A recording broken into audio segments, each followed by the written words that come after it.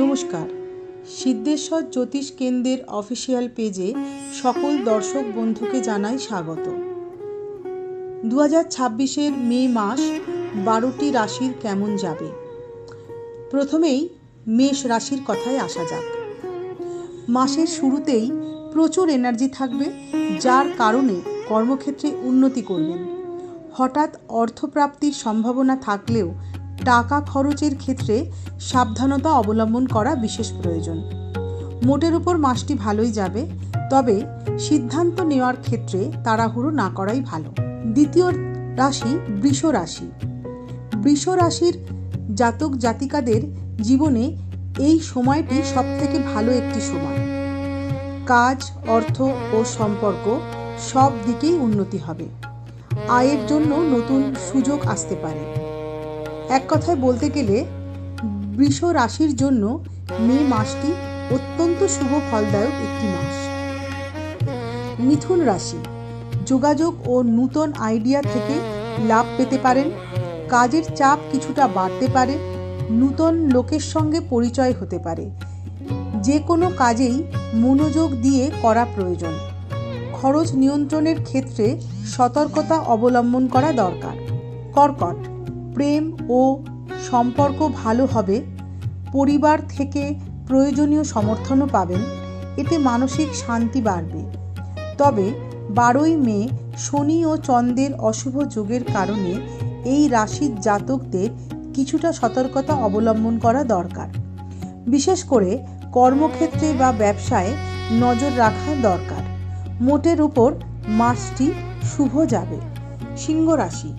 এই মাসে আপনাকে একটু ধীর গতিতে এগোতে হবে। আনন্দ ও সামাজিক জীবন ভালো যাবে। জীবনে কোনো বড় সিদ্ধান্ত নিতে পারেন।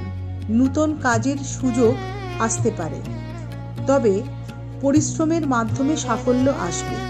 এই মাস মাঝারি ফলদায়ক হবে সিংহ রাশির জন্য। কন্যা রাশি।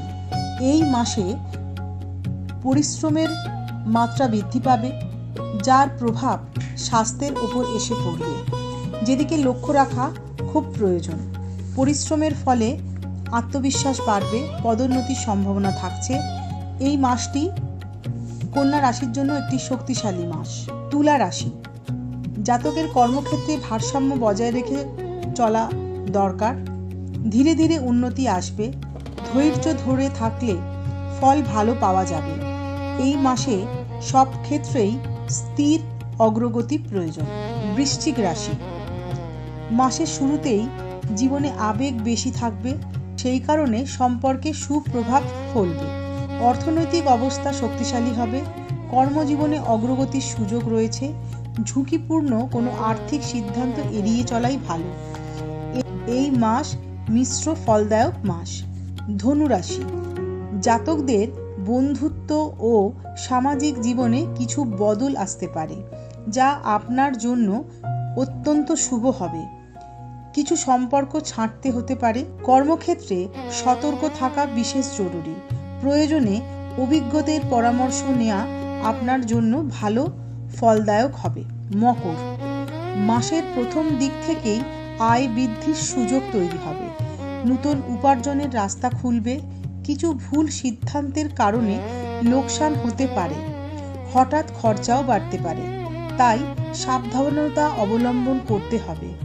মিশ্র ফলদায়ক এই রাশি। মকর রাশির জন্য এই মাস মিশ্র ফলদায়ক। কুম্ভ রাশি। ভালো আয়, পরিশ্রমের ফল পাবেন, তবে কেরিয়ারে উত্থান পতন দুই হতে পারে। ধৈর্য ধরলে সমস্যা দূর হবে।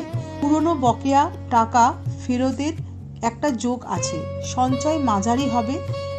বাজেট মেনে চলুন। মীন রাশি। আয় স্থিতিশীল থাকবে।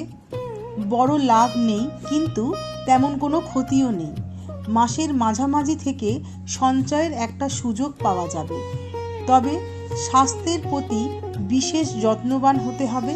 ব্যবসায়ীদের জন্য মাসটি মোটের উপর ভালো যাবে। যদি আমাদের এই অ্যানালিসিস আপনাদের ভালো লেগে থাকে, তাহলে লাইক, শেয়ার ও কমেন্টস করার অনুরোধ রইল।